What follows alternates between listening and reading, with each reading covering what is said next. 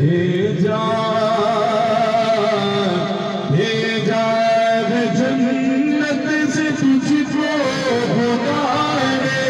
चूमा है तुझको मेरे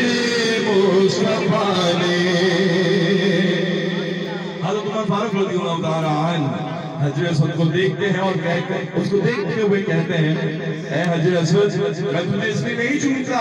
कि तू जन्नत का पत्थर है, बल्कि मैं तुझे इसलिए चूमता हूँ कि तुझे मेरे मुस्तफा करीम के होठों की निस्बत हासिल है। भेजा जन्नत से तुझको खुदा ने, चूमा है तुझको मेरे